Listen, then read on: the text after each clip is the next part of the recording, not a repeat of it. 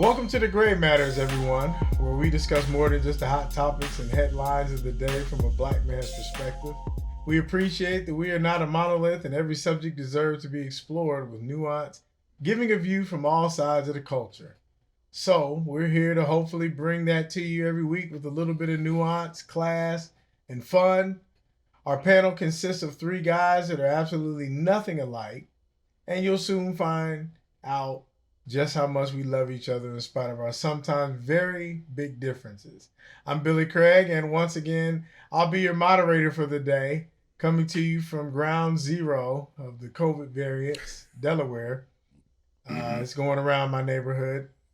But I'm glad to be here today with Andre, joining us as always from Nashville, and back on set after taking a week off to film his Life Alert commercial. Wow. Paul Wilson. Coming all the way from Washington. Say hello, gentlemen. What's going on? All right. Well, let's go ahead and jump right into it before something else happens to his neck and his back. Right. Let's start here. We talked a little bit about this, kind of tongue-in-cheek, having fun last week about the Illuminati and all these secret societies and how, sometimes people get a little spooky about things. And, one thing is we love our conspiracies and talking about what's going on behind the scenes.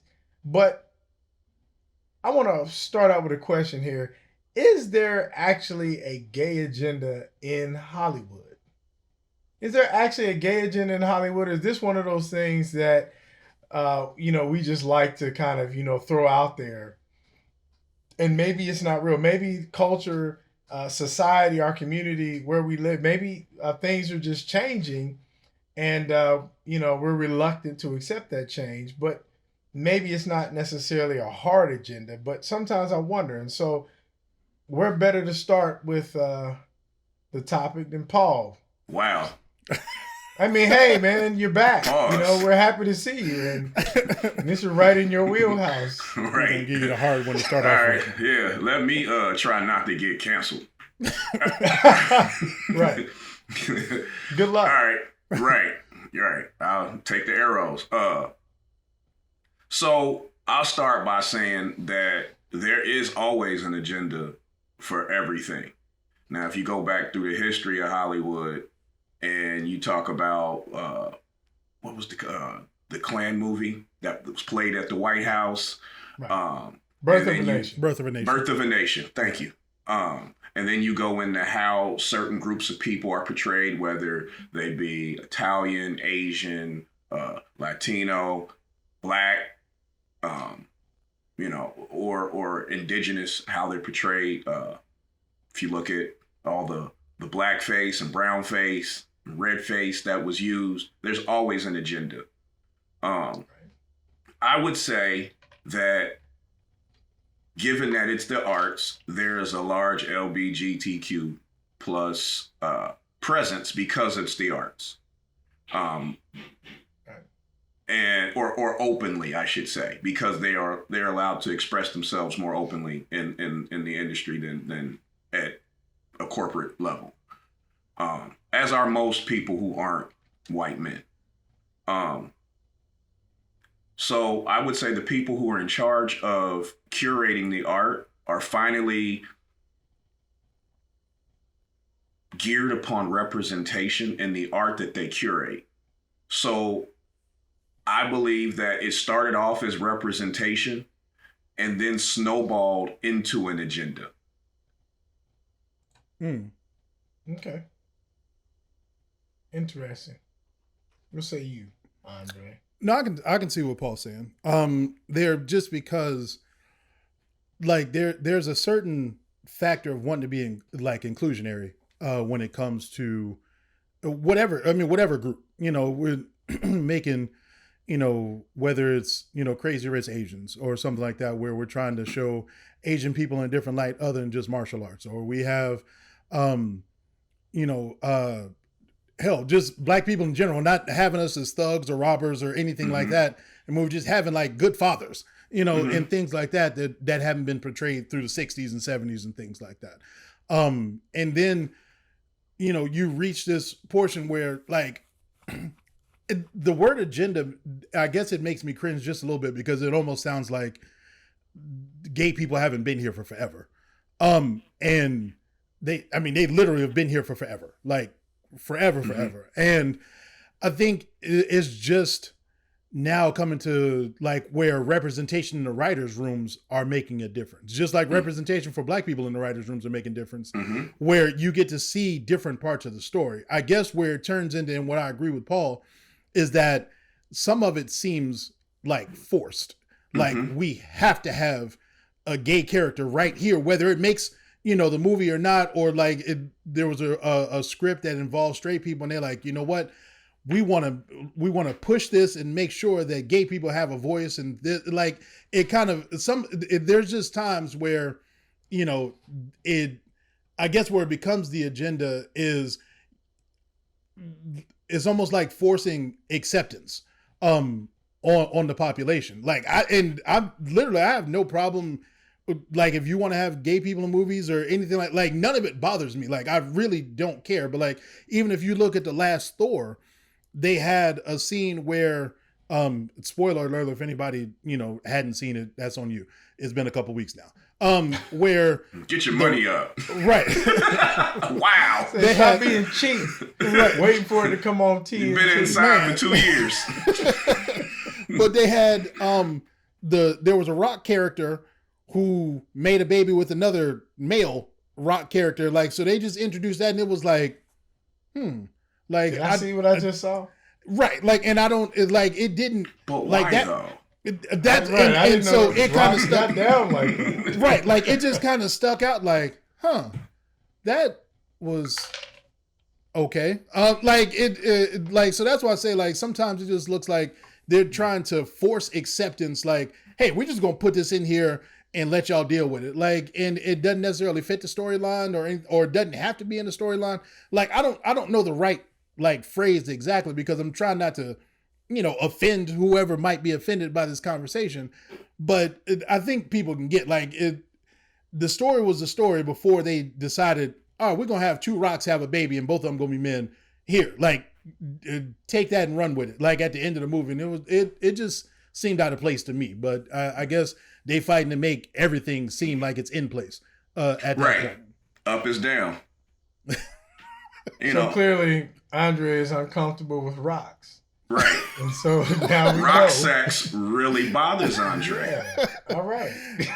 If y'all haven't seen it, if y'all haven't seen the new Thor, watch it and then you're gonna be like, I promise you, it's nothing offensive. It's just like, This man had nightmares over the Flintstones when he was a kid. Right. Y'all familiar with The Boys?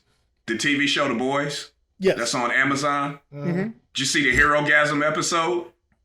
When dude was, dude was smashing like an octopus, bro. Like it was all over the place. Maybe that's more than anything else. I think that's really where things like sexuality and sex are being pushed more than anything else at this point. Like there's just like The Boys is just weird. Like they like my man drove like through a whale in one episode. Like it just right. It's like how it's almost like we're gonna go just a little more edgy than the rest of them that everybody thinks. Well, edgy. The Boys to me is like the Bel Air version of like the Super Friends. Yeah. Yeah. Right? You got Bel Air, then you got Fresh Prince, well, you got The Boys, and you got Super Friends. Yeah. Well, since Andre doesn't want to offend anybody, he's just, he's on some rock except for the rock people. Yeah, apparently, I may have offended some rock people. Listen, Mr. Slate Stone over there. And, right. And so I'll tell you what, man, I've had a hard week. Okay. And so it was interesting. I think I told Paul earlier. Today is the best I felt in like 10 days. So I don't even care. I'll offend. Yes. As a matter of fact, there is. And I'll tell you what I mean by that. And I'm not even uncomfortable using the word agenda, but here's what I mean. I think I'll throw something back that Paul was just telling me last week before both of us went down for the count. Right. But he was saying how we were talking about daddy ball in sports, and he said if you don't actually use, not that you have to be grossly offensive or completely tasteless with it, but if you don't use your leverage as a coach and use your influence to actually benefit your son or your daughter, if you're coaching girls, if you don't use that, then you're kind of wasting it. And one of the things that happens with representation is, and we see this a lot of times, we saw this, we've lived through it, where people will look at other black people. If you have a position as a CEO, if you have a position where you're the hiring manager, then the thought is, if you don't let some black people get a foot in the door, then you're just wasting the opportunity. Even if that's not necessarily true, that is typically the position that people will hold. It's the same thing with women, where it's like, you're a woman, you have influence, you have power. It's almost expected that there's an obligation that you kind of push that representation out there, that you make opportunities. Otherwise, they look at you and think you're a waste. And I think or a sellout. Or a sellout. Oh, we back there. And so what I believe happens in Hollywood, like Paul said, I think the arts is always going to lend itself to that, because the creatives, and this isn't like a stereotype in a bad kind of way, but it's just true. If you're a singer, if you're a dancer, if you're a writer, people who are in these arts circles, very often, there are many of them that's where you're going to find a lot of them that are gay or lesbian, or they identify with that. And so a lot of times the pressure on them is, if you don't, not just cast, but if you don't actually make sure that your art represents and puts people who are gay. I thought about this. I remember early on when that show Empire was out. And remember, what was it? Jussie Smollett, right? So he played the middle son of Lucius's sons. And I remember my wife and I, we were trying to just get through the first season. You were watching. It was kind of comical. It was almost going a little too far, but it was interesting because I remember telling her, I said, it almost feels like Andre said, they're trying too hard to push the character, and I forget his name, it escapes me now, but they were trying to push too hard, letting us know that he was gay. It's like, we get it. We understand. They even gave the back history of how he was beaten and some of the cruel things that were said to him by his father when he would dress up and wear the heels and that kind of thing. But the overt displays of affection were, it wasn't that they were even uncomfortable. It was just like, why do you keep doing it? And I remember she kind of was looking at me like, well, but it's Lee Daniels. And he kind of, he always does this, trying to make sure to put it out there. So I do believe that there is an agenda, in the sense that there's this feeling, this almost pressure that feels like, if I don't make sure to show the rest of the world that gay people exist, kind of like Andre was saying, they're not new. This isn't a new thing. It's just representation in the media. But there's that pressure to feel like, if I don't show people that gay people are here and and normalize it, without realizing that we already know that. Like, how do you think a black guy got on Happy Days? Okay. Somebody felt compelled. Nobody needed to put a black guy in Wisconsin in Happy Days in the 50s. Because the only back in Happy Days, the only person who was black in Wisconsin was like Hank Aaron. And then he moved to Atlanta, right? Kareem, yeah, Oscar Robertson. You know what I'm saying? Like, but that's kind of the point, like you said about Happy, or even sometimes I'll see it like when it's a cartoon, or even for that matter, different shows and different movies where it's like, we've got to put a woman in a particular position where we know that it exists, and it's not that it's offensive as much as it is, in my opinion, it takes away from the art. Because I'm not one of those people I'm not uncomfortable when gay men are showing affection or lesbians are showing affection. Right. I'm uncomfortable with affection, period. Like, I don't care if she's sexy. I don't care if she looks good. I'm not really here for that. You know, give the illusion. And I don't know if that's why I asked the question the way I did in the beginning, because I don't know if that's a personal taste for me, or is it just that overt? Well, and I think this is where it turns into the kind of the agenda side is like, for instance, and give me a second, because there's a weird dichotomy that goes on, because it's mainly men who yell about there's an agenda. I don't know if it's white men. I just know black men, talk about it a lot, that there's, an agenda there. But they never talk about the agenda when it comes to pushing female on female interaction. They only talk about it when it's male on male. Like Drake's song, my girl, likes girls, I'm a lesbian too. That thing, like that song seemed to be fine.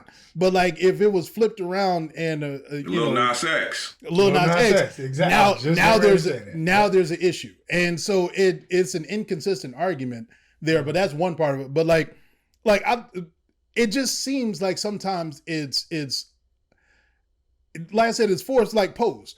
I love the actual show Pose. Like Billy Porter, like is phenomenal. Like the actual show, watched it, loved it, and all of that.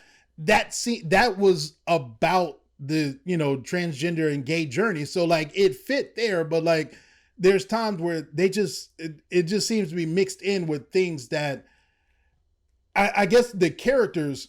Because I'm in the music industry, plenty of gay people that we will never out, but I know them. Right. But in normal circles or just regular everyday life, they aren't as flamboyant as the characters that they push on television. Yes. I think that's where I guess it is not really. That's where my uncomfortability comes, is that I know gay people, I love gay people. And they don't act like that. Like why does it have to always be the flamboyant type? I got it when it was Will and Grace. Like that was the sitcom style, and that was what it was. But like now we've moved on to movies, and Will is a gay man. It was a show about a gay man, so naturally, whatever is going to fit around that character development is going to. Or even like, what's the comedy with what's the guy, Al Bundy? I forget his name now. Married with Children. Yeah, but I'm saying the newer. Oh, you're talking about Modern Family. Modern Family, right. Like it's one of those, because what you said, Andre, and the word that comes to mind. I'm big on word association. The word that comes to mind for me is typecast. Yes, like, it's almost like you're trying too hard. Like you mentioned, the black guy on Happy Days. Nobody knows his name. He was just a black guy on Happy Days, right? But the idea was, like, representation is one thing, but if he was, as back in those days, if he was trying to talk jive talk, it would be an obvious, like, play towards that kind of exploitation thing. Mm-hmm. And that's kind of what it almost feels like, and I think that's kind of what Andre was going for, and I agree, where it's almost like I have relatives, I have cousins, uncles, people that I'm close to who are gay and lesbians. And here's the thing, you honestly wouldn't know it. Like they're not, all gay people, all trans people are not out there trying to make the point. Context matters, because gay people get treated the certain way they do. They tend to hide how they live, because they don't feel safe enough, either because of their job or their family and friends or whatever. So it's not this. I think that's kind of lazy to say, well, gay people ain't like that. I know gay people. No, they don't act like that. And I'm saying they don't. They act the way they act because. But here's what I'm saying, though, Paul. You know but everyone I'm getting at is, and my uncle, I have an uncle who's gay, and one of the things he told me, he said, I don't define myself strictly by my sexuality any more than you do. Like I don't just walk around. Every, fifth sentence is me talking about, ooh, this sexy black woman, blah, blah. Like, that's not how I get down. And I would kind of be hurt if I was only identified by how I get down sexually. And he was saying the same thing for me. Like, it really matters more to people who are repulsed by that and have that stigma associated with it, it really bothers them more than it does like gay people. Right. You know, Like we not just want to be left alone. Just like I kind of want to be left alone. That's all. Mm-hmm. like not everybody is LeVar from Revenge of the Nerds. Like Yes. there's Right. There's nuance. There's gray. There you area. go. There's literally gray matter. There's all kinds Right. of in betweens, and it doesn't take away from those. I remember when I was a kid, because my uncle, I remember he had an album. There was an artist. He was a singer. His name was Sylvester, and I Right. remember thinking, because I didn't realize it was a man until actually I saw.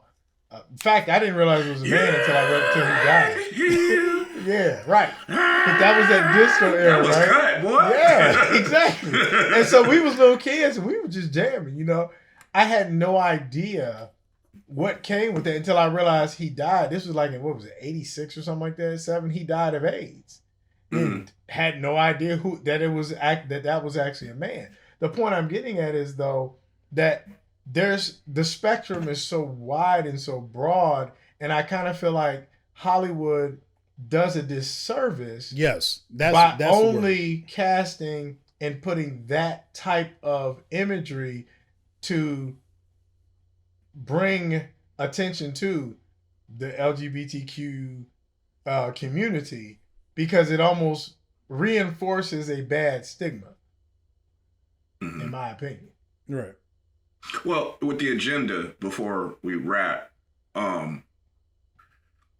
I think that we feel forced to like or not just accept the existence, but we feel forced to actually like how you get down, or forced to have to deal with how you get down. That's what I mean with the agenda. Right. I get it. Absolutely. And just to, for clarification's sake, like not all agendas are like it gets a negative stereotype, but not all Mhm. agendas are bad. Like No. bad agendas. It's just we're just stating this is what it is. Like it and but yeah, I mean, I think we can wrap on that. But Because then it's no different than the civil rights agenda. right agenda. Right. That was an agenda. Right. But Right. just like that though, there's a way to do it that doesn't automatically alienate you from people who would otherwise be your allies. There are some black people who believe that if you don't love all black people, you're racist. And guess what? You're wrong. Right. You dead wrong. Yeah. I can think of a few I can't stand right now, but that's neither here nor there. Mm. And the same thing goes for rocks too. I Right. mean, I'm Look, just bruh. saying. Pebbles, stones, pavers. Bam Bam. I am a stalactite and Chris, stalagmite Tony, fan. Mr. Slate. Don't pigeonhole me and cancel me, rock people. The Rock. Chris Rock, all of them. Mm-hmm. Love all of them. All right. We'll check on that later, Andre. I need you to go seek some professional help, like we talked about last week, because you have a problem with rocks. So I'm gonna need you to get that fixed. All right. Well, next topic. There is a young lady by the name of Iman Vellani. She is the star of the new hit that is actually out. It's actually out on. It's Miss Marvel, and it's actually out on Disney Plus. Yeah. But it's streaming. Like, it's not like something you can just turn to the CW and catch it. It's streaming, but it's been getting amazing numbers. A lot of people. I was actually surprised. Frankly, I mean, I wasn't surprised that it was good. I was surprised at how well the numbers were. In fact, Audrey kind of brought it to my attention. I thought I was the only person that even noticed it. And I know a couple of other people who had started watching it, like my wife and my daughter, they were watching it. But I bring this up because it's interesting that as much as it's a really good show, and I was kind of surprised that it was it captured me as much as it did. One of the things I found fascinating was it wasn't quite getting the broad appeal, or it hasn't been getting that broad craze that you might expect from a show that was actually this well done. And it leads me to another question. Does America have a problem when it comes to the acceptance of brown people. Are we tired of black and brown people? Tired? Tired. Is there fatigue? What's the reason? Because this is one example, but yes, I mean, look, I know I'm browner than you, but still, what is it about? What is it about the work that gets put into this type of a show that's been casted with a largely almost all cast? She, for those who don't know, she is Pakistani Muslim. They have obviously those types of names because that's her family. You know, that's her place of origin. But I guess maybe a more point way of putting this is America slow to latch on to this character and shows like this? There are other shows, I can give other examples, but is America slow to latch on to something like this because they have a problem with this character being Pakistani, being Muslim, being brown? And Andre, you're actually the brownest person on the panel, so maybe we should start with you with this one. I'm gonna just start off with just flat out saying yes. Like, I'm gonna give a short answer and then give a long answer. So yes, America seems to have a problem with it. Like, because outside of this show, they've given plenty of examples on their issue with it. And the craziest thing is it's fictional characters, and they can't accept fictional characters that aren't white. Like, I go to the mall. Like, there's a huge dust up about having Black Santa Claus in the mall. There's Rush Limbaugh almost had a heart attack when they mentioned Idris Elba playing James Bond. Like, all these people are fictional people, and we're talking about levels of outrage, like for real outrage. Like Black Spider-Man. Like, I want to fight you. I will actually fight you. But that goes back to what he's talking about. Like, do we need a gratuitous black character everywhere? But can we have one though? Like, it's not even do we have one. Are we allowed to have one? I mean, Black Panther was phenomenal. The reception was phenomenal. But it was almost like they reached out and was like, look, that's as far as I'm going. Like, the 10 Rings movie was amazing. It was actually one of Marvel's greatest visual movies. But it came out during COVID, and we wasn't really feeling Asians like that, so y'all gonna have to go on the back burner. And then now we got, Miss Marvel, Pakistani. Like, the reviews themselves, she got like a 98 on Rotten Tomatoes and things like phenomenal scores. Right, they got phenomenal scores. Is one of the better shows that Marvel has done in this stage. I think the stage 4, and like very little traction for that. Like. And I'm only in my mind picturing like white people sitting there like, y'all better not come out with a Mexican superhero because I'm gonna burn this down. Like, and I just don't understand like why. I mean, I guess I do. Like, I don't want to just sit here and say like America's just this racist place, because I think that's just a lazy, lazy take on that. It's true though. But like I don't understand. I guess they can be, but I can't grasp like why like. We're in 2022. We didn't had the whole Black Lives Matter march. We didn't had all these different things. But yet, when it comes to expanding the creativity of just watching a show that from somebody who's a superhero that doesn't look like you, it is like, nah, I can't do that. Like, I can't get down with that. And it doesn't matter how great the show. Like, people have literally been like, yo, this show is great. Like, you got to watch it. And it's almost like you got to force feed some people to watch this. Like Captain Marvel. The actual movie was awful. It was terrible. And they pushed her more than they're pushing the show that they did that is great. Like, it's just a weird dichotomy. Like, I don't understand it. And I guess I do understand it. Maybe I'm refusing to accept that people are that close-minded. Yeah, it's like, what's that D.L. Hughley joke? He was like 1, 2, 3, 4. But okay, that's enough. Like, like I've counted on. That's what he said. If you count them, okay, you might be right. Like, I think it's interesting what you say even about Black Panther. Mhm. because there was almost this, as much as it was accepted broadly across the spectrum. I remember when it came out several years ago. I remember there were some of my friends, people I know very well who were white. They were kind of like acting surprised. I was like, "Did you see the cast? Like, why are you surprised that you like?" Well, I was just surprised because there was only one white person in, the CIA agent, right? Right. And they were like, but it was like, it was just so good. And I'm thinking, yeah, you know, but what say you, Paul? Is there a reluctance, or is Andre just like, is he just tripping? He ain't wrong, but he ain't all the way right, in my opinion. I believe we got a couple things going on right now. Okay. It's summertime. People outside. I mean, it's hot. It's nice out. You know what I'm saying? We've been inside for a while. And I think people might be a little Disney plussed out. Like they hammering us, right? But on the flip side, you're right. Like, America is very reluctant to embrace unapologetic brown expression in any form or fashion, especially when it's homegrown.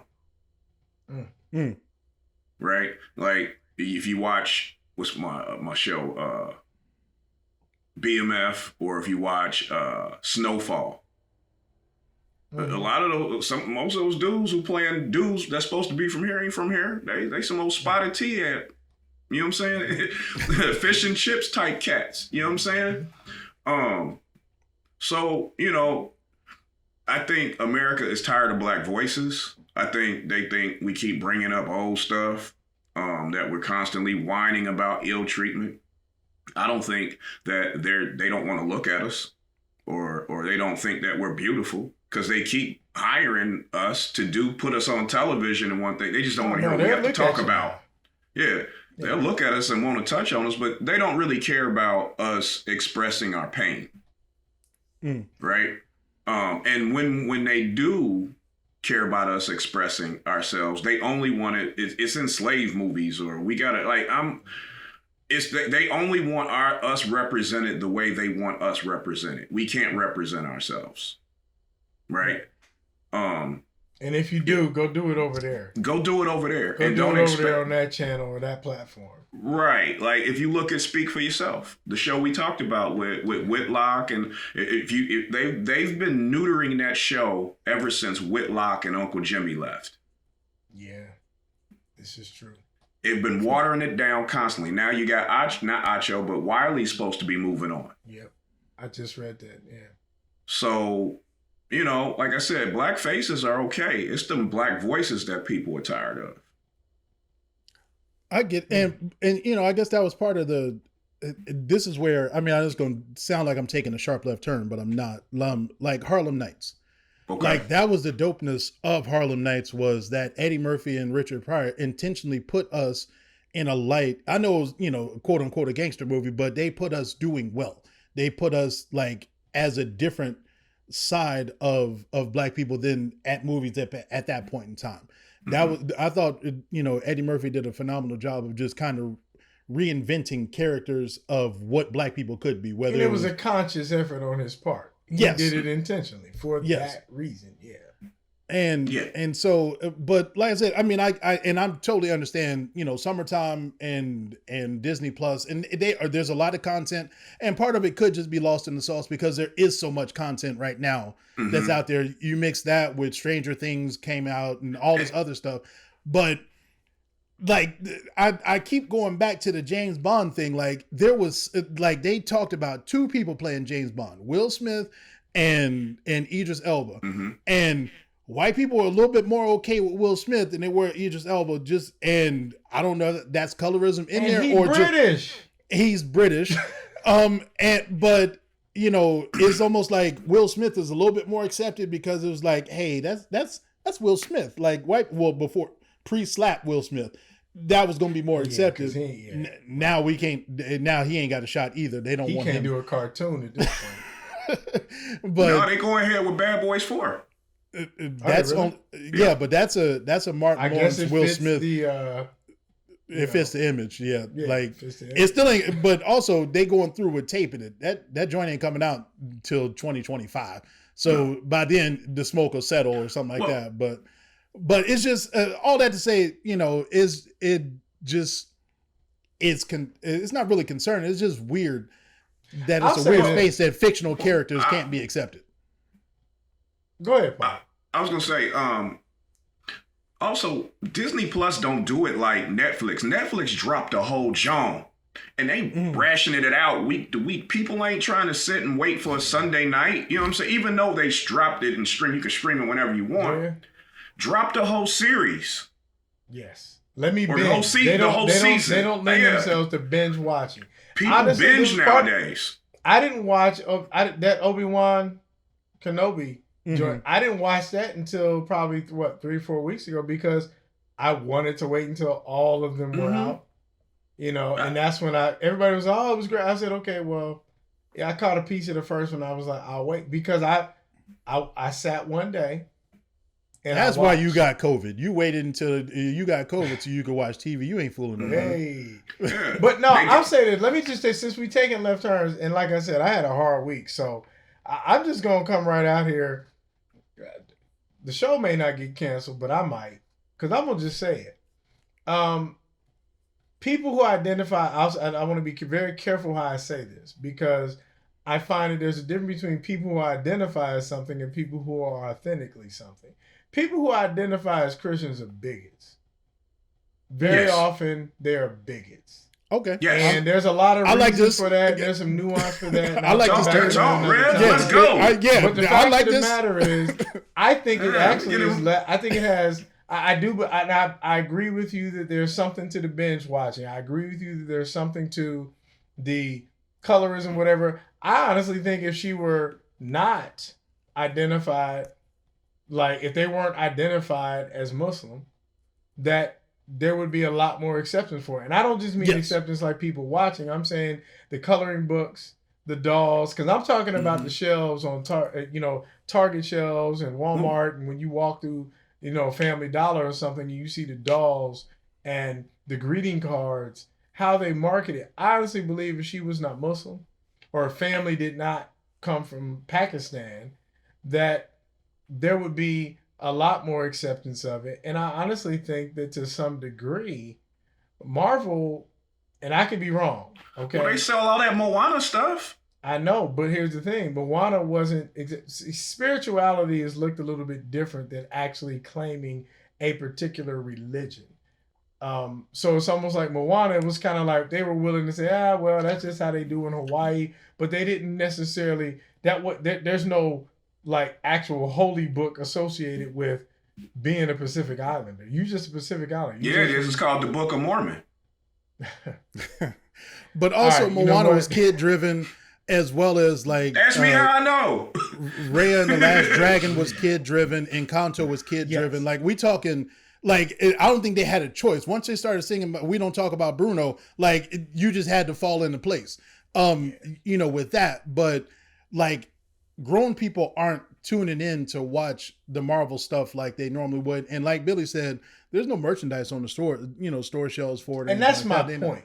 They're not pushing it. Because even if, here's the thing, my daughter was, if I'm not mistaken, she's 10. She was like 3 when Moana came out, or 4. I think it was like, she was like 4 when Moana came out. So I was forced to watch. You know what I'm saying? Like that just comes with the territory. Shark Boy and But Lava Girl. But here's the point. She wasn't in school yet. And if she was, maybe she was 5. I don't think so. But if she was, it wasn't as though it was a popular thing in school because she was in like kindergarten at the most. It was on the shelves. It was on greeting cards. It was on bags. It was on book bags, lunch boxes, that type of thing. And so my point is that I don't think it's all the consumer's fault as much as it is. I don't necessarily think that Disney's really pushing it.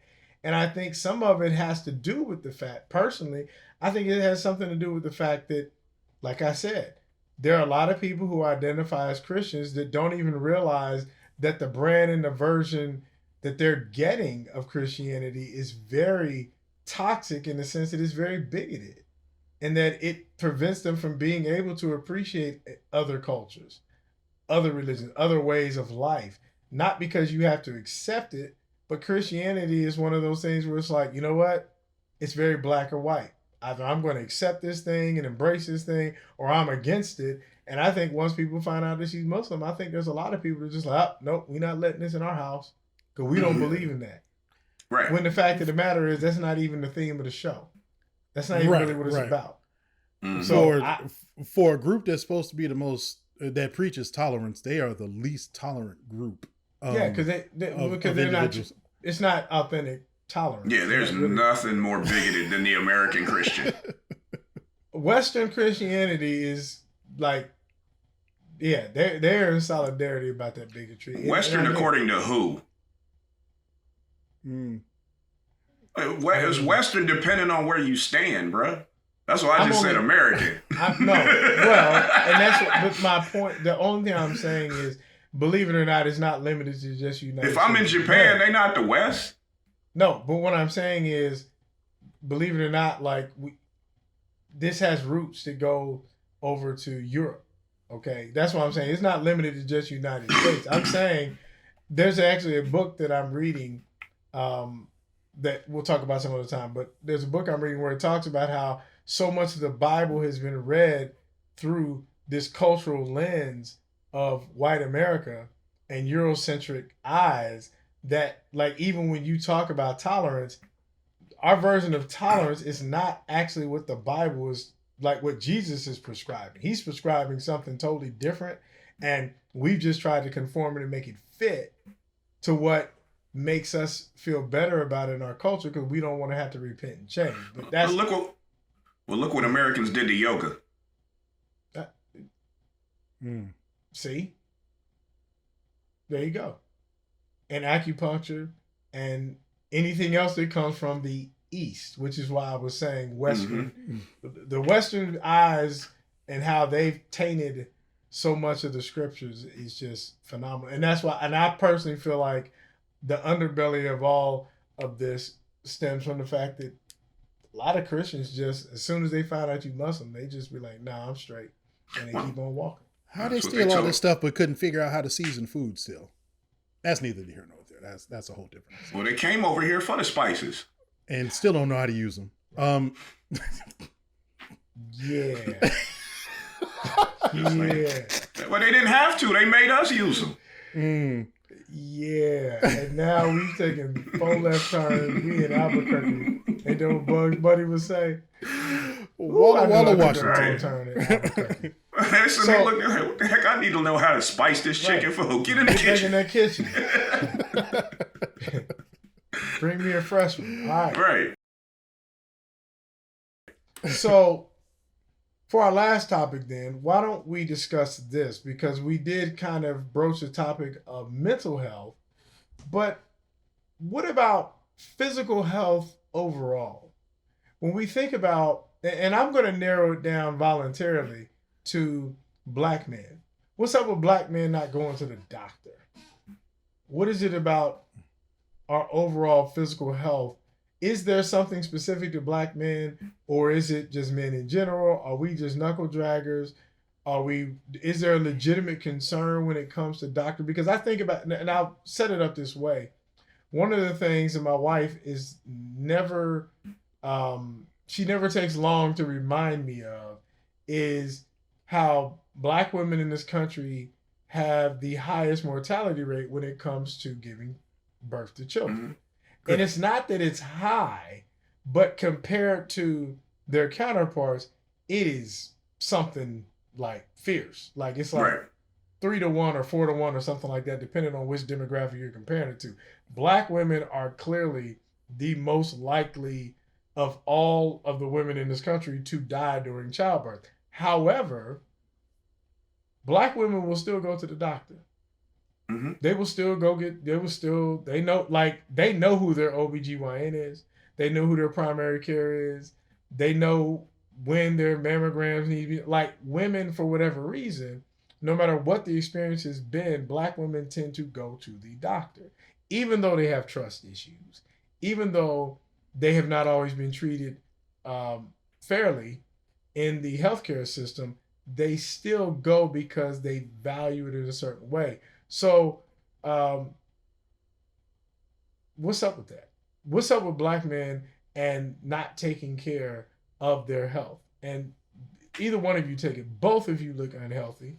So just pick one. Just either one of you.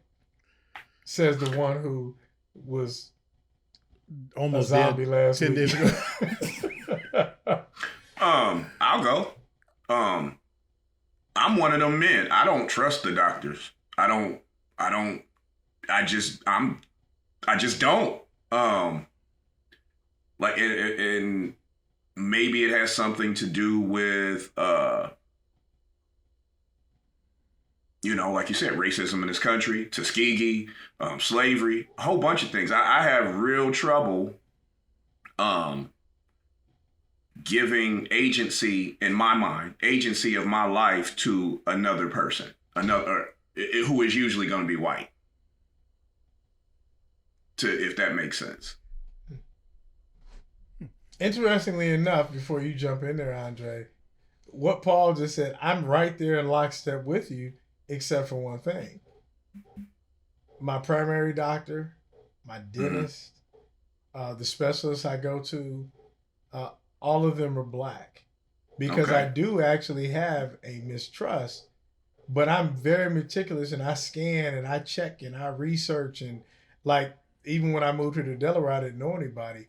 I made it a point. I called one of my friends, Yolanda, who is she specializes in pediatrics and she teaches at Morehouse down in Atlanta. And so and her sister is one of my best friends. So I called her and I asked her to give me some referrals of some doctors. She went to Meharry, which is right down the street from where I went to school at Tennessee State. So in Nashville. So I always look for doctors who went to Meharry, who went to Howard, who went to these different schools, because I am skeptical. I am very suspicious about anybody who, like you said, I'm going to give agency to. And I'm not even just going to accept you because you're black, that you're a good doctor or that you know what you're doing. I definitely want to check those references. But my thing is, I value my health in such a way that what I don't want to do, I know I can't do everything well. And I know that just because it's my body and I know my body and I pay attention, I know that I don't know what's going on internally, especially as I get older. And so I make it a point now at almost 47. There are things, back when I was 27, I was like, yeah, whatever. It'll heal. It didn't matter what it was. I'm still like that. I'll be all right. I'm good. Right. I was like, eat some more carrots, drink some more water. And that was the answer. But I think to some degree, I look at it as, I don't want to do that to my kids. And I don't want to I don't do it with my kids. I don't. That's one thing. No, I'm saying for me, I know that my kids need me. So I'm going to go to the doctor. I know that my wife wants me here most of the time. Yeah. Not all the time, but most of the time. You sound like my wife. Yeah. You giving me the they need you here speech. No, I tell my kids, I tell my kids, go to the doctor, listen to the doctor, whoop-de-whoop-de-whoop. Don't be like your old man. See, and I take the reverse action of be like, I need my kids, I need them to see me going to the doctor. I need them to see me going to get my teeth cleaned, getting my x-rays. I need them to see me doing, just like I need them to see me going to the gym, drinking water instead of drinking, like we don't drink any pop, okay? And it is pop because I'm from the Midwest. Okay, I'm from Cincinnati. We got one of the Soda Stream joints, so we make our own pop. Okay, there you go. I don't care if it's called Soda Stream. It's pop. Okay? And my thing, but we don't drink, we almost like never drink that. We don't drink a lot of sugar and things like that. And it's not even just because I'm diabetic. It's just, we're not super health conscious. Like I'm not like one of those, but we're very in tune to that type of thing. And I kind of feel like there are other ways to get that thing done, even if I don't trust doctors, because I don't. But I also want to live. So, our other unhealthy person on the panel, we'll say nice to meet you. Actually, I don't have a distrust of doctors, and I go to the doctor. Like I follow the advice. Now, my thing is consistency is normally my downfall of just being able to consistently do what they, tell me to do and stuff like that. Yeah, discipline. I'm disciplined in every other area. Hey, Paul, he be sneaking them hoagies like Heathcliff Huxtable. Right. Getting caught. Well, I've been blessed with a gift to be able to cook, among other things, and so I like to eat. But I have become more conscious about it in the last, we'll say, 5 years, of what I put in my body and things like that. I just have to put in the effort to work out and stuff like that. But I think part of it still, for people that I know that don't go to the doctor, minus Paul, is more of a pride factor that comes into, like, I'll be okay. Like, I just need to keep grinding. I'll figure it out. Like, because I'm assuming during, the 50s, 60s, and 70s and things like that, our parents' generation, that ready access to doctors wasn't as formidable. It wasn't available. How about this? When I was growing up, I grew up like, oh, you better not be getting hurt because I ain't got money to take you to no goddamn ER. That was gonna be the other thing, was the financial, portion of the, it's a transaction. Like it's you're gonna give me bad news and I'm gonna pay you to give me bad news. Like I'm not feeling it. I'd rather just find out the bad news on my own. Like it's a total. I totally acknowledge it's a backwards way of thinking. Like. There's a point of paying a copay and all these different things. And it's funny you say that, Andre. My family, I remember as a kid, the answer my father gave, because my father, he worked for IBM, he had good benefits, whatever. And I remember my mother would be like, "Yeah, well, there are checkups here," or like, especially when it was football time, fall, you had to have a physical on file. And my father was like, "Go ahead and take him, because I'm paying for it." They took it out of my check. Like, even if you don't want to go to the doctor, you going. Now you sound like my wife. Like, we got insurance, use it, fool. That's it. My wife is the same. She's like, "Hey, we got the best healthcare in the state. Take him." Oh, he sneezed funny. Look, man, it ain't nothing but $20 for that copay. Take him. That's what the insurance is for. And so my dad was like, everybody hates Chris. Like, he was that guy.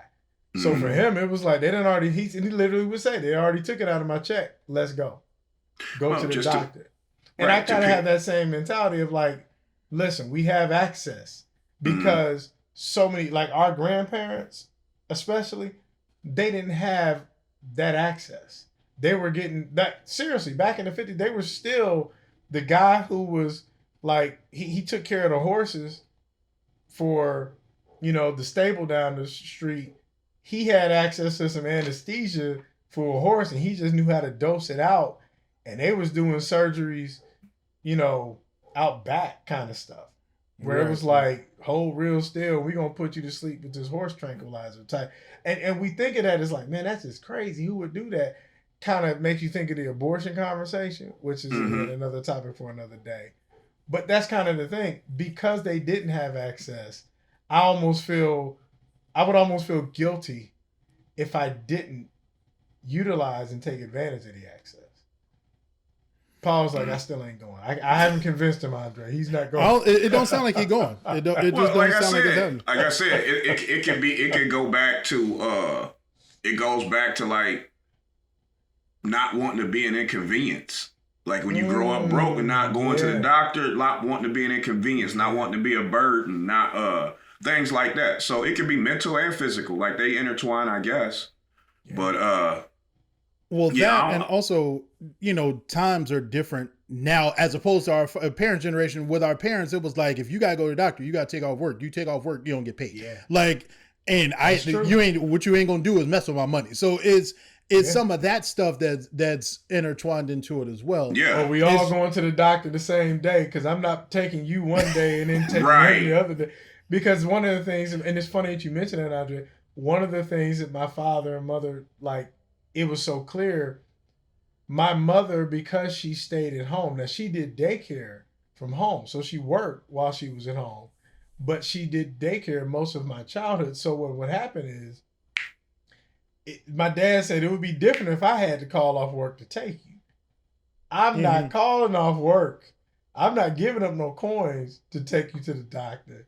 But since your mama's here, or if I can get your grandmother to come around here and pick you up and take you, then that's different. And so there is a, not a poverty factor, but there's a financial factor beyond just having the access and the copay and that kind of thing. Like, who's going to take them when you're kids? And that carries over into our adulthood. It's still not an excuse, Paul, because you can drive yourself to the doctor. Okay? I'm beautiful. I look good. I feel good. Got a little money in the bank. I'm all right. All right, man. Now we definitely going to wrap this up. This man, I'm just saying. I ain't got no complaints. Can you name me as one of your dependents so when you do kick the bucket, I can get just a few dollars? I know you making big money out there in Washington. Right. Can I get his a couple money's dollars? stretching. It's stretching, trying to get longer because it's not moving. It isn't. But you like did bring up Pusha T say, it's almost dry, bruh. But you did bring up a good point, Billy, which is, that black women do go to the doctor even amidst, all of the struggles that they've had with physicians. I had to look up the name, J. Marion Sims, which is considered to be the, father of gynecology, who performed outrageous acts on black women with no anesthesia or anything. And going through that trauma and that history and still being able to find, I'm gonna call it courage, like for real, call it courage to still go to a doctor and put their life in somebody else's I'm gonna hand. call it stupid, but you can say what you want to say. That pap smear real bad, bro. I'm talking about really it, bad. but I'm talking about today though, like because he was born. It says 1813. Yeah, so 1813, okay. I don't need somebody to do something to me if I see them do it to you. But we talking 1800s. We didn't really have a choice. Yeah. It was the 1840s when he first started performing. Right. Though I think it was the 1840s when he first started performing those live, like they would perform live surgeries and procedures, not like bite on this stick. Nah, we ain't wasting that good anesthesia. Then you had old boy who was That's for the white women. masturbating the ladies. They was coming in, getting whacked off. They did a whole movie about cuz. You saw that? They invented the vibrator and all that because his hand kept getting tired. That's a true story. Man, this show didn't take some turns. They called it. They said women would suffer from madness, so these husbands would send their women to the doctor to get their bean flicked. Don't take my word for it. Google's your friend. It was nice having a show. I appreciate it. I didn't say one cuss word. Oh man.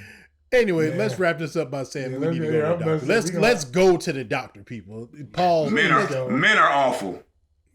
Yeah, we need to all the regular checkups, the prostate exam, all of that. See, there you go. Now you want a boy to go get his booty played with. We at that age, man. We back to the first topic, the agenda. See, I see you. You say Paul. I'm owning y'all. It's racial. It's a CO-conspiracy. Just name me as a dependent. I won't even bother you about the doctor no more. How about that? All right. Well, with all of that being said, and there was a lot. Right. I knew it was going off the rails when the man said bean and flick. Yeah. We can't get that one back. All right. With that,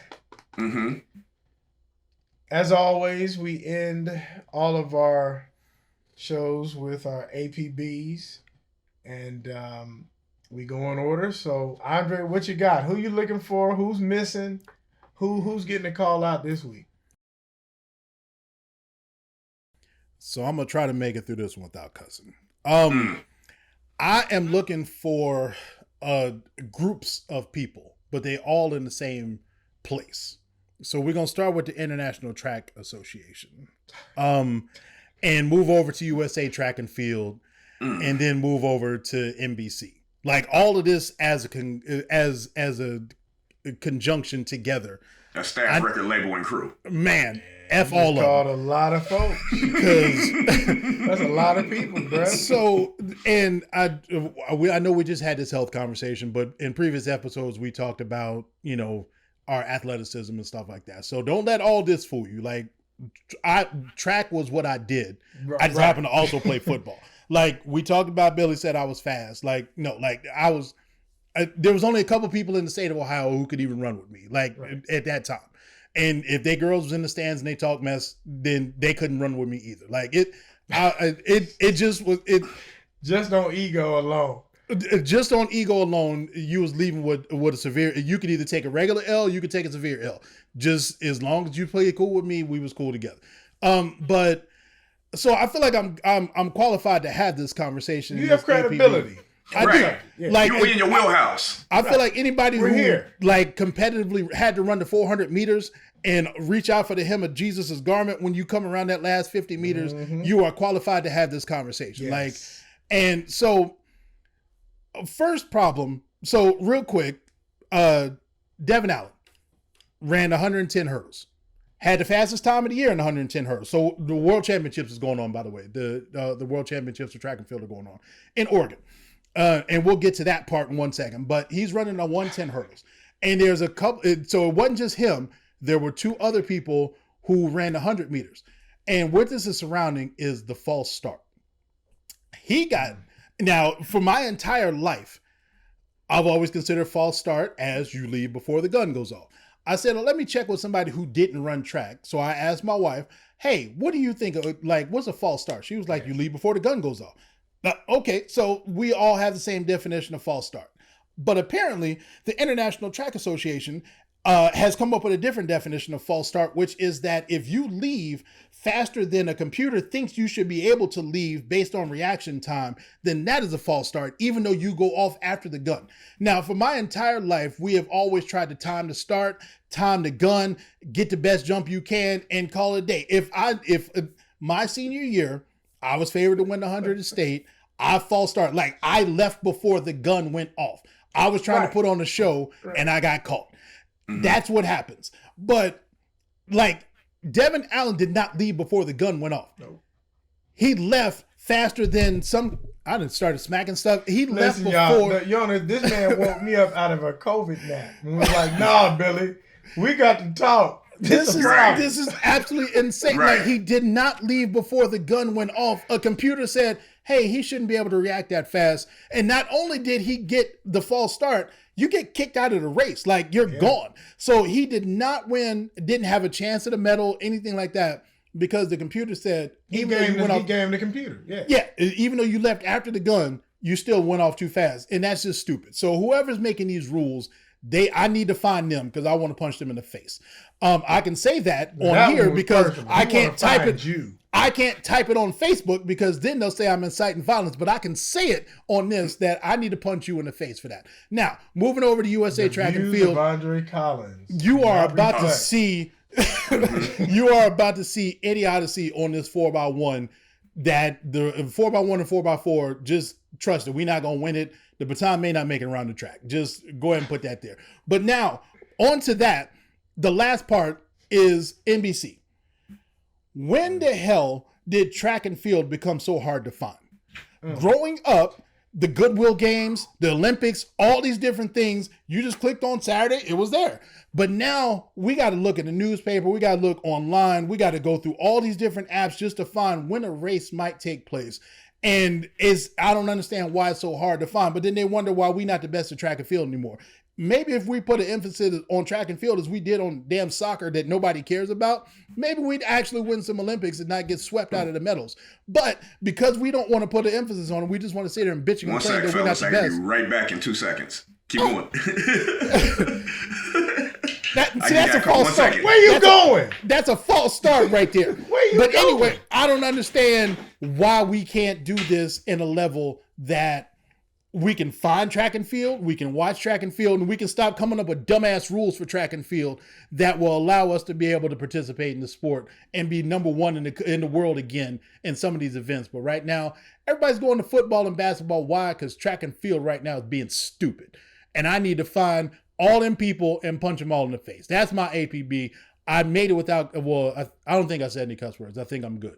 I almost wanted to cuss at Paul for leaving during my APB, but that's neither here. Well, I think you got a couple in there, but we need to work on our sensors anyway, and so it'll work out. But besides that, I'll just to throw that on there, on the end of yours.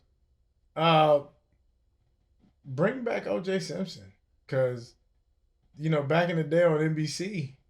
Like when they were I was like, back, where are we going with this one? Of all the turns we've taken, I was like, this took a real turn. I mean, shout out to the Juice, because that was my favorite football player ever. Like, I'm sorry. I know that. I know we probably there's some sponsors that we ain't never gonna get down. That I said that. But yeah, I said it. I said what I said. Well, but I was thinking I said I wanted to punch some people when you said bring back O.J. Simpson. I'm like, whoa, I don't want. I mean, we ain't getting violent or nothing. I'm just, I'm talking about. But no, back when it was NBC, back when it was Saturdays, man, when they was doing sports, it was like Wild World of Sports and all of that. Like we used to be able to click on and watch track meets. So I said what I said. Track and field ain't been right since. I mean, let's be honest. Track and field ain't been right since O.J. Simpson. So bring back O.J. Simpson. You said O.J. Simpson. Yeah, you missed it. You missed a lot. You missed a lot. Oh, yeah. Yeah, I told you. I had a rough week last week. I'm letting it out. O.J. Simpson is the answer to USA track and field. If we want sprinters back, bring back O.J. Simpson. But you know what? No, that's your APB. I'm going to let you have that. Go ahead, Paul. He said bring back O.J. Simpson.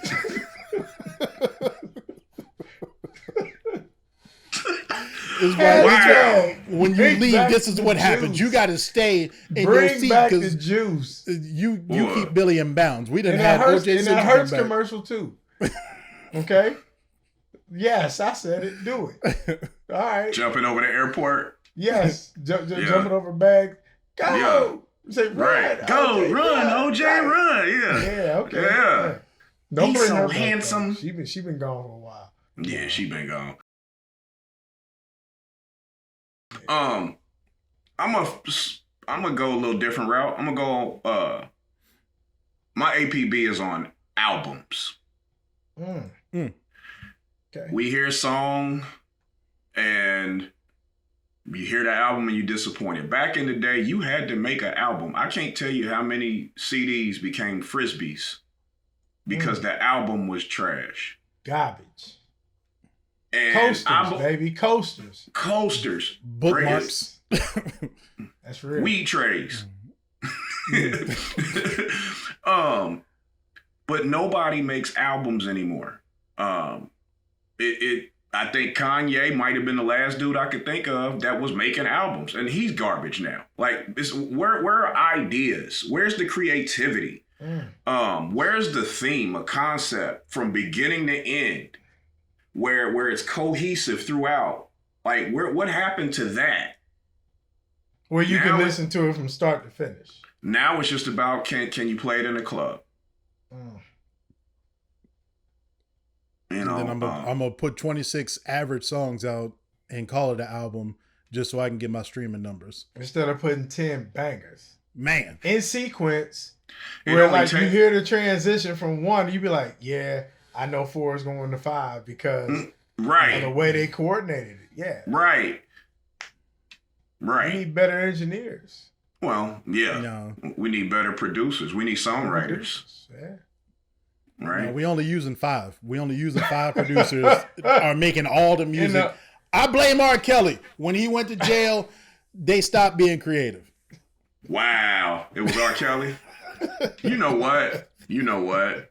We ain't had R&B since that daggone tape came out with that. That was the death of R&B right there. I thought Neo was gonna be all right, but then he left us for the dance music. Usher. Yeah, they Usher trying to went go over back to there the too. house music. Yeah, you know, but and then That's Trey a shame. Songz had that one album, and now he out here sweeping rape cases under the rug. Mm. Oh, Silk Sonic is about all willy-nilly. we got. Silk Sonic is about all we got And right they now. doing too much. And they I mean, I'm just saying, as far as an album concept, they at least Yeah, executed I agree, that. but the Frank Ocean album a few years ago was dope. That Channel Orange. That was you realize that was about 10 years ago though. yeah, that's what I was going to say. That was what? See what I'm trying? That's It's that my was like APB. wasn't Frank You Ocean making like my point. 2011? You making my point. Yeah, so it's about 10 years ago, right? Yeah, yeah. Wow. I'm tired of listening to Pusha T, bro. This is about all I can listen to right now. As much as I love this, it's almost dry. I love this album. It's about all I can tolerate in like the last 18 months. Yeah. You know, like in singing. Like what happened to singing, man? T-Pain ain't coming out with nothing. T-Pain ain't dropping, man. This How long ago reminds was me Buy of, You a Drink, man? this reminds me of Justice League, where they try to take on that dude. They try to take on that Steppenwolf without Superman. It's like, I look, Batman. I know on principle what you was trying to do, but it sounds like y'all gonna have to bring that man back from the dead. Right. Cause it's hard. It's hard times out here. When they brought him back, though, Hard. he scared the hell out of Parker and Peyton when they brought him back. Like, what's wrong with Superman? He was out there in his pajamas. He was tearing up. Hey, what's wrong with Superman? My kids was shook, boy. So they was not okay. No.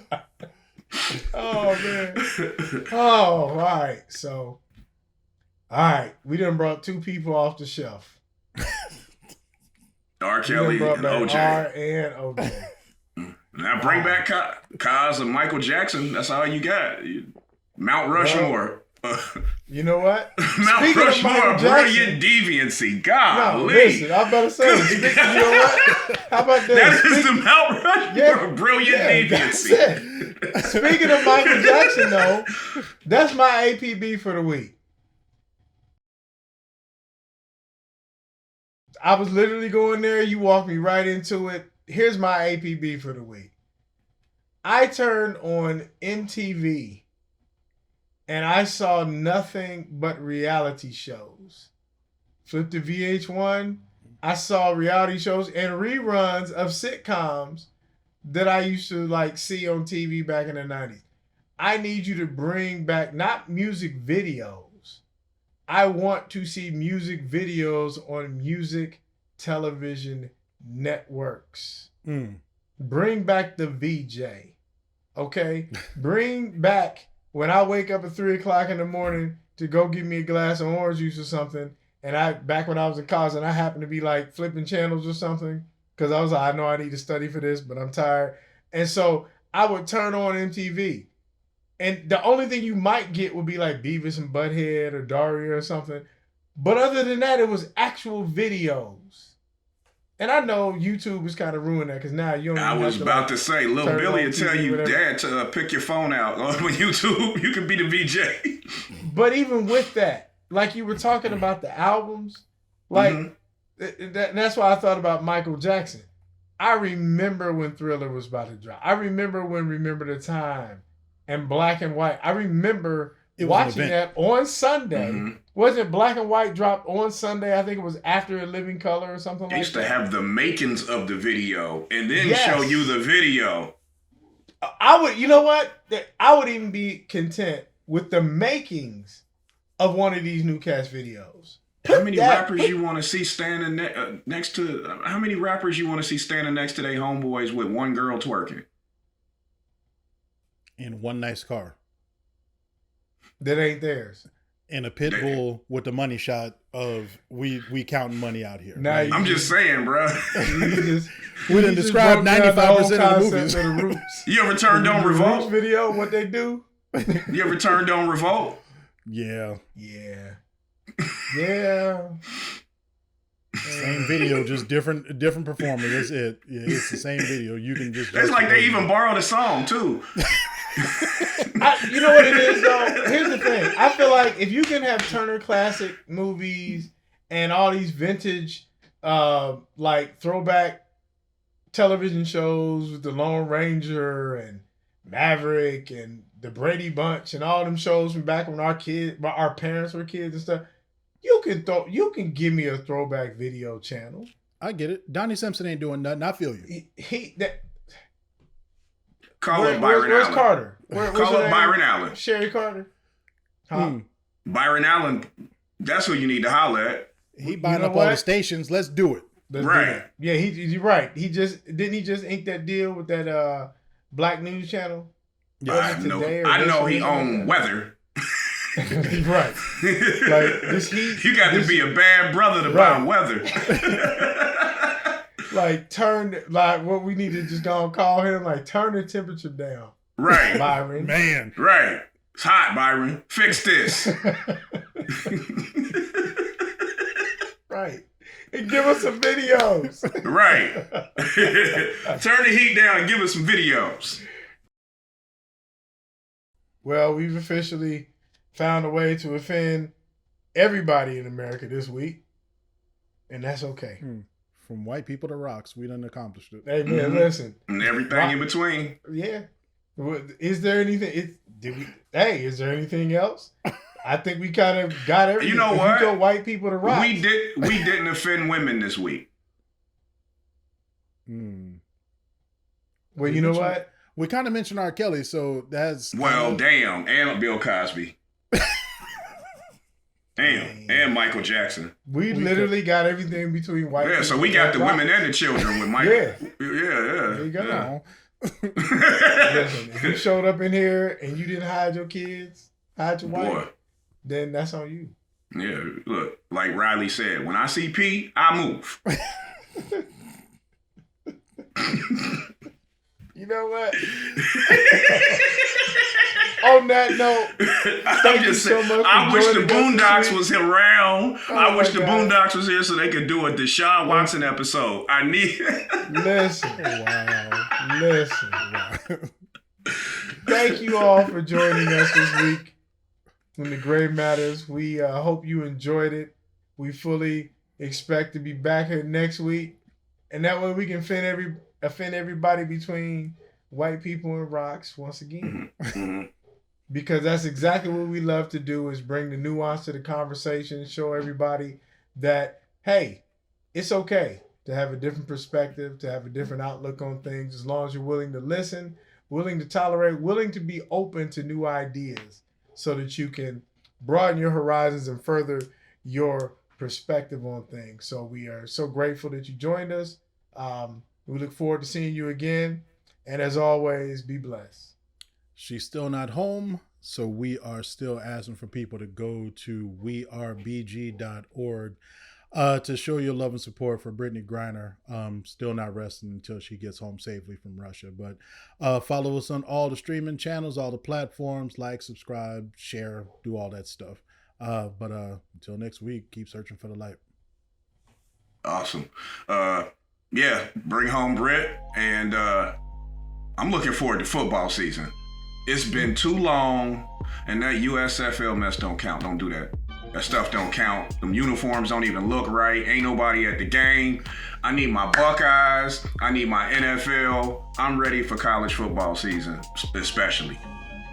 But yeah. But it's a whole lot easier to look forward to football season when the Bengals actually represented last year. So let's see what they do this year. Well, you know what the Super Bowl hangover does, right? Mm-hmm. Always fly, Eagles, fly. Let's do it. Let's go. All right. Well, peace out, y'all. Have a good week.